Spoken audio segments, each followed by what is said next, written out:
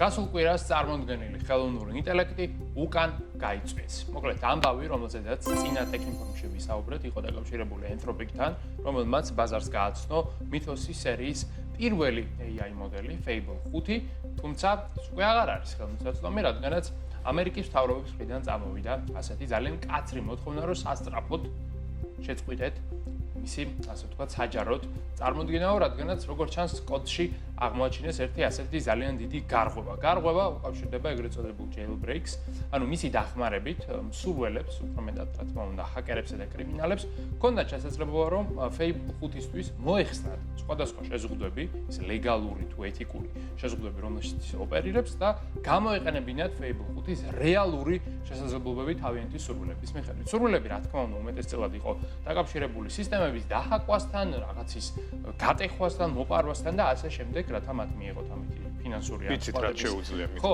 ვიცი ძალიან ბევრი რამ შეუძლია, ამიტომაც იყო თავდაპირველად რომ Anthropic-მა თავადვე გამოაცხადა განგაშეს ისეთი რაღაც შეგვერით, რომ გვეშინია გარეთ გამოშვებისა და აი გამოშვებული ვერსიაც კი, რომელიც რეალურად შეზღუდული ვერსია იყო, მასაც კი აღმოუჩინეს რაღაც ისეთი გარღვევა, რომ მისი საჯარო წარმოდგენა ამ ეტაპზე არის შეწყვეტილი. რა თქმა უნდა, ის დაბრუნდება რადგანაც ეს Anthropic-ისთვის ერთ-ერთი ყველაზე კომერციულად წარმატებული პროექტი აღმოჩნდა, მაგრამ მას წესი ძალიან ბევრი შეზღუდვა და დაცვის მექანიზმი დაემატება. დაბეჭდავებული შეიძლება მოხმარებლებისთვის არ იყოს და ისევ ისეთი იყოს, როგორც არის, მაგრამ რაღაც ლიმიტები აუცილებლად ექნება, რათა არ დაიწყოს მან იმ სრულების აღსრულება, რასაც აქამდე როგორც ჩანს აღასრულებდა. კონკრეტულად მოხდა თუ არა რამე ეს არ ვიცი, შეიძლება უბრალოდ მკვლევარებმა გადამოწმების პროცესში აღმოაჩინეს ეს გარღვევა და შემდეგ უბრალოდ მოითხოვეს ჩარევა საკითხში, მაგრამ ასევე არის ალბათობა იმისა, რომ უკვე გამოიყენეს ეს მოდელი და უბრალოდ ჯერ შედეგი არ ვიცით რა არის, შეიძლება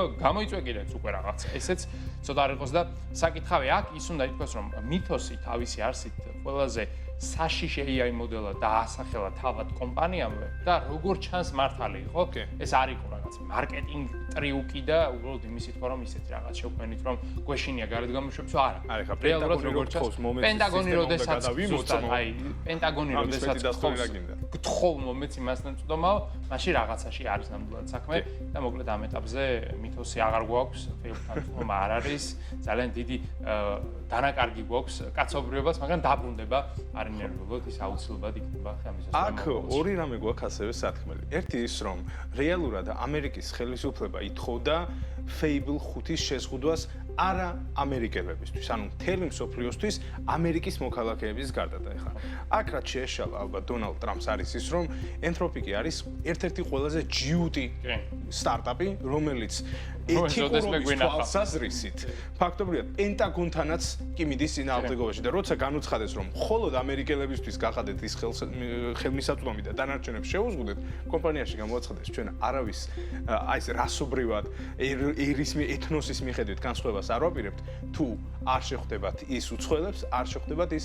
არც ამერიკელებს. ეს ერთი საკითხია, რაც საინტერესოა და იმედია დაბრუნდება ისეთი ფორმით, რომელიც უსაფრთხო იქნება და მე აქ კითხვები რასთან დაკავშირებით მაქვს.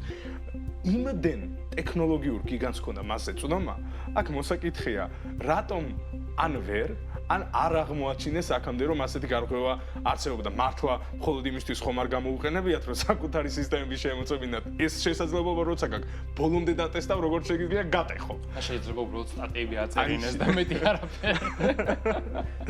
კოდი აწერინეს და მეტი აღარც იქნეს. ნუ ყოველ შემთხვევისთვის მე მაგ ცხადია დაუსაბუთებელი ეჭვი, რომ შეიძლება ზოგიერთმა კომპანიამ იცოდა მისი შავი რგოლები და გასასვლელი გზები არ თქვეს და Anthropic საკმაოდ სერიოზული პრობლემა შეექმნეს. ბოლოსში ნამდვილად უნდა ვთქვათ, რომ ასეთი რაღაცა საკმაოდ საშიშია იმ თვალსაზრისით, რომ თუ საომავლოთაც სახელმწიფო ესე ჩაერევა, შეიძლება რაღაც ეტაპზე ხელოვნური ინტელექტის განვითარების დაპაუზებამდე მიგვივიდეს საქმე.